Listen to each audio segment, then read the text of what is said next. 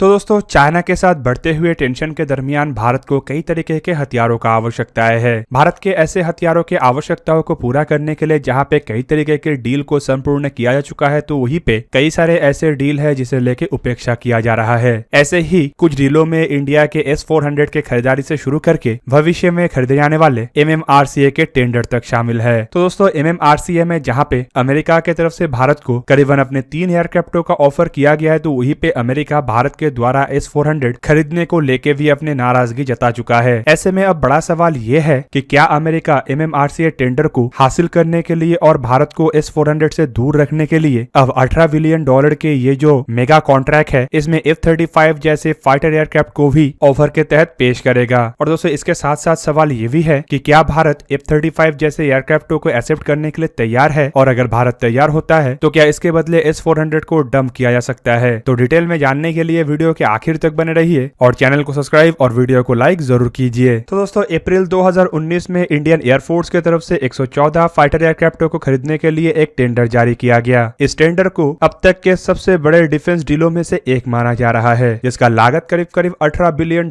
तक हो सकता है। जबकि दोस्तों ये जो रिक्वेस्ट फॉर इंफॉर्मेशन जारी हुआ था, इससे कुछ साल पहले से ही ये भी चर्चा में था कि अमेरिका भारत को अपने नेवी और एयरफोर्स की आवश्यकताओं को पूरा करने के लिए F-35 जैसे स्टेल्थ फाइटर एयरक्राफ्टों को भी देने में इंटरेस्टेड है। जबकि इसे लेके ना ही कभी भारत की तरफ से और ना ही कभी अमेरिका की तरफ से ऑफिशियल जानकारी आया, पर साल 2018 से मीडिया में और एक्सपर्टों में इन बातों को लेके कई बार बहस हो चुका है। जबकि आप सब लोगों को यह भी पता है कि साल 2018 में भारत के द्वारा रशिया से 5 S-400 मिसाइल को खरीदने के लिए एक समझौता किया गया था। समझौते के मुताबिक भारत द्वारा करीबन $5.43 बिलियन की लागत से इन सिस्टमों को खरीदा जाएगा, और अब रिपोर्टों में बताया जा रहा है कि साल के अंत से भारत को S-400 मिलना शुरू हो जाएगा। हालांकि F-35 एयरक्राफ्टों का खबर को बाद में अफवाह का भी नाम दिया गया, और साथ ही साथ भारत और अमेरिका के उच्च अधिकारियों के द्वारा इस खबर का खंडन भी किया गया। पर दोस्तों ये बात भी गलत नहीं है कि अमेरिका भारत के S-400 के डील को लेके इतना अधिक खुश नहीं है, और अमेरिका इसे रोकने का प्रयास भी कर चुका है, और अभी भी अमेरिका की तरफ से इसे रोकने का प्रयास चलाया जा रहा है। प्रयास के स्वरूप सबसे पहले S-400 के काउंटर बैलेंस में अमेरिका की तरफ से भारत को अपने थार्ड जैसे मिसाइल डिफेंस सिस्टमों के पेशकश किया गया था। जबकि इसके बाद ये भी खबर आया कि अमेरिका भारत के इस प्रयास को रोकने के लिए अलग अलग तरीके के इकोनॉमिकल और डिप्लोमेटिकल प्रयास भी चलाया गया। और दोस्तों ऐसे प्रयासों में सैंक्शन का धमकी भी एक प्रयास था, पर इन सभी प्रयासों के इतर भारत द्वारा ना ही अमेरिका की बात को माना गया और ना ही अमेरिका के मन मुताबिक S-400 डील को डंप किया गया। हाल ही में दोस्तों ये भी सुनने को आया है कि S-400 के डील को लेके भारत के और अमेरिका के उच्च अधिकारियों के बीच में भी बातचीत हुआ है, और बातचीत के अंत में ये भी खबर आया कि अमेरिका के नियम के मुताबिक डील के अंत में अमेरिका प्रतिबंध मतलब सैंक्शन के कार्रवाई को भी आगे बढ़ा सकता है। और दोस्तों इस खबर के बाद ये भी सुनने को आ रहा है कि भारत और अमेरिका के बीच में ये जो अमेरिका के काटसा के नियम है, इसे लेके वेबर के ऊपर भी चर्चा हो रहा है। और दोस्तों ऐसे सभी चर्चों के बीच में ही अब ये खबर भी एक चर्चा का विषय बना हुआ है कि S-400 के डील को रोकने के लिए क्या अमेरिका के तरफ से F-35 का ऑफर किया जाएगा, और क्या F-35 के लिए भारत द्वारा इतने आगे बढ़ने के बाद S-400 को रद्द किया जाएगा। तो दोस्तों इस सवाल के पूरा जवाब देने से पहले ही मैं आपको बता दूं कि भारत अभी S-400 को लेके इतना आगे बढ़ चुका है कि संभावित भारत द्वारा इसे रद्द करना पॉसिबल नहीं होगा। रिपोर्टों के मुताबिक साल के अंत तक भारत को S-400 का डिलीवरी शुरू हो जाएगा, और ये भी बताया जा रहा है कि भारत द्वारा 2019 में ही S-400 को लेके पेमेंट भी किया जा चुका है, और इंडियन एयरफोर्स के अधिकारियों का ट्रेनिंग भी रशिया में हो चुका है। मतलब ऐसे मौके में अगर भारत के द्वारा कुछ अलग तरीके के कदम को उठाया जाता है, तो ये खाली भारत के लिए ही नुकसानदायक नहीं होगा, बल्कि भारत और रशिया के रिश्ते को भी काफी बिगाड़ देगा। दोस्तों अब चलिए थोड़ा F-35 के बारे में जानते हैं, और ये जानने का कोशिश करते हैं कि असल में जो अफवाह फैला हुआ था वो क्या था। भारत के chief of defence staff general Bipin Rawat के तरफ से F-35 के अफवाह को ये कह के खारिज कर दिया गया था कि अमेरिका के द्वारा भारत को रायसेना डायलॉग में F-35 5th जनरेशन के फाइटर एयरक्राफ्टों का ऑफर किया गया था। दोस्तों ये जो F-35 फाइटर एयरक्राफ्ट है, ये असल में दुनिया में अब तक बनाए हुए सबसे कॉम्प्लिकेटेड एयरक्राफ्ट है। ये एक stealthy supersonic multi role combat aircraft है जो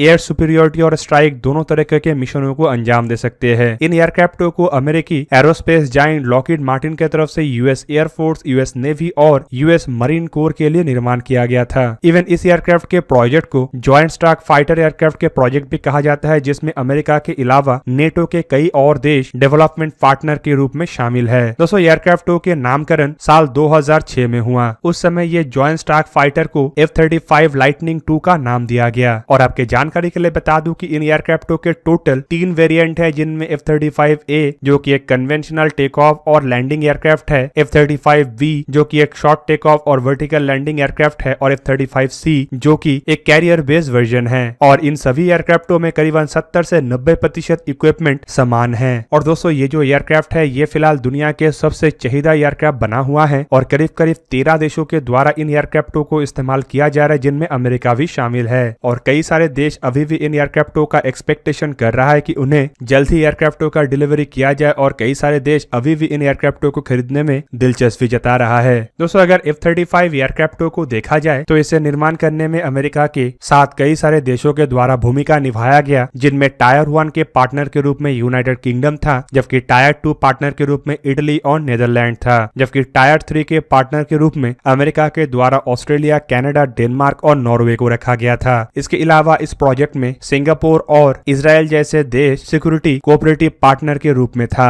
जबकि कुछ ऐसे भी देश है जिन्हें अमेरिका के तरफ से फॉरेन मिलिट्री सेल पार्टनरशिप के तहत इस प्रोजेक्ट में रखा गया है, और इन एयरक्राफ्टों को उन देशों को भी फरोख्त किया जा रहा है। और दोस्तों ऐसे देशों में बेल्जियम, जापान, साउथ कोरिया और पोलैंड शामिल है। पर दोस्तों ये एयरक्राफ्ट जितना भी काबिल हो, ये काबिलियत ऐसे ही नहीं आता है, बल्कि ऐसे काबिलियतों को हासिल करने के लिए अमेरिका के द्वारा काफी अधिक पेमेंट किया गया है, और फिलहाल यही पेमेंट अब इन एयरक्राफ्टों का एक बहुत बड़ा डिसएडवांटेज बना हुआ है। दोस्तों दुनिया में हर कोई देश ऐसे एयरक्राफ्टों को नहीं खरीद सकता, और F-35 दुनिया में कुछ गिने चुने महंगे तरीन एयरक्राफ्टों में भी शामिल होता है। इवन दोस्तों इन एयरक्राफ्टों की कीमत को लेके बिजनेस इनसाइडर में एक बार एक आर्टिकल के माध्यम से बताया गया था कि कैसे इन एयरक्राफ्टों का प्राइस इंडियन एयरफोर्स के लिए अपने बेड़े में ऐसे एयरक्राफ्टों को शामिल करने के रास्ते में एक बहुत बड़ा बाधा है। बेसिकली इस आर्टिकल में बताया गया था कि इंडियन एयरफोर्स में चाइना के खिलाफ स्ट्रेंथ को मजबूत करने के लिए F-35 जैसे एयरक्राफ्टों को उसके प्राइस की वजह से शामिल नहीं किया जा सकता, क्योंकि इसका जो प्राइस है ये इंडियन डिफेंस बजट के ऊपर एडिशनल दबाव पैदा करेगा। एक तरफ दोस्तों आपके जानकारी के लिए बता दूं कि इंडिया के डिफेंस बजट चाहे जितना भी बड़ा हो, इंडिया के रिक्वायरमेंट उससे काफी अधिक है। और ये जो इंडिया के बड़ा हुआ डिफेंस बजट है ये इसीलिए भी आवश्यक है क्योंकि बीते कई सालों से इंडियन आर्म फोर्सेस के मॉडर्नाइजेशन नहीं हुआ है, और फिलहाल इस मॉडर्नाइजेशन के ऊपर जो खर्चा किया जा रहा है उसके ऊपर अगर F-35 जैसे एयरक्राफ्टों को हासिल किया जाता है तो ये खर्चे को खाली नहीं बढ़ाएगा बल्कि अन्य तरफ से मॉडर्नाइजेशन को भी धीमा करेगा। इवन दोस्तों बिजनेस इनसाइडर में ये भी बताया गया है कि इसके खाली कीमत ही इफेक्टिव नहीं है, बल्कि इसके जो पर आवर फ्लाइंग कॉस्ट है ये भी काफी घातक है। और एक बार अगर इंडियन एयरफोर्स के लिए इन एयरक्राफ्टों को खरीद भी लिया जाता है तो इसके पर आवर फ्लाइंग कॉस्ट जो कि $36,000 पर आवर तक है उसे भी मेंटेन करना काफी मुश्किल होगा। इसके अलावा दोस्तों अगर भारत और अमेरिका के बीच में डिफेंस डील को देखा जाए तो अब तक भारत के द्वारा अमेरिका से कोई भी मॉडर्न फाइटर एयरक्राफ्ट को नहीं खरीदा गया। ऐसे में अगर भारत अमेरिका से F-35 हो या फिर कोई अन्य मॉडर्न फाइटर एयरक्राफ्ट को खरीदता है तो भारत को एक बहुत बड़े इंफ्रास्ट्रक्चर के तब्दीली की भी आवश्यकता पड़ेगा। और साथ ही साथ आपके जानकारी के लिए बता दूं कि इंडियन एयरफोर्स में जिस तरीके के मिसाइलों का इस्तेमाल होता है वो शायद ही F-35 में कंफर्टेबल हो। भारत में ज्यादातर आइदर फ्रांस के निर्मित मिसाइलों का इस्तेमाल हो रहा है या फिर अभी भारत में भारत के निर्मित मिसाइलों के बेड़े को शामिल किया जा रहा है। और दोस्तों ये संभावनाएं काफी कम है कि अमेरिका के द्वारा भारत के मिसाइलों को अमेरिका के एयरक्राफ्टों में इंटीग्रेट करने का परमिशन दे दिया जाए। मतलब अगर F-35 भारत को खरीदना पड़ता है तो टोटल इंफ्रास्ट्रक्चर के चेंज के साथ साथ हथियारों को भी खरीदना आवश्यक होगा ताकि इन एयरक्राफ्टों को एक रिलायबल और ताकतवर फ्लाइंग मशीन बना के रखा जा सके। और दोस्तों इससे एक तरीके से ये कहा जा सकता है कि अगर अमेरिका के तरफ से इंडिया को F-35 जैसे एयरक्राफ्टों का ऑफर किया भी जाता है तो शायद ही इंडियन एयरफोर्स की तरफ से इसे लेके हाँ कहा जाए। पर इंडियन नेवी के मामले शायद अलग हो क्योंकि नेवी को बड़े संख्या में एयरक्राफ्टों को इस्तेमाल करने का आवश्यकता नहीं है और नेवी के जो इंफ्रास्ट्रक्चर है वो एयरफोर्स के जैसे इतने रोबोस्ट या फिर चारों तरफ फैला हुआ नहीं होता है। दोस्तों इवन अमेरिका के एक्सपर्टों का भी मानना है कि इंडिया शायद ही अमेरिका के F-35 के ऑफर को एक्सेप्ट करेगा। इस वजह से आप लोग ये भी सुने होंगे कि अमेरिका की तरफ से इस बार के टेंडर में लॉकहीड मार्टिन की तरफ से एक नए फाइटर एयरक्राफ्ट का ऑफर किया गया है जो कि बेसिकली F-21 के नाम से पहचाना जा रहा है। और इसे लेके अमेरिकी कंपनी लॉकहीड मार्टिन का कहना है कि F-22 और F-35 जैसे एयरक्राफ्टों के सम्मिलित टेक्नोलॉजी के इस्तेमाल से बनाया जाएगा जो कि 4++ जनरेशन के फाइटर एयरक्राफ्ट होगा। पर दोस्तों इन सभी बातों से भी बड़ा बात यह है कि अगर अमेरिका की तरफ से F-35 को ऑफर करने का सोच रखा जा रहा है तो उसमें अमेरिका के द्वारा ऑब्वियस बात है कि S-400 के क्लॉज को जरूर रखा जाएगा।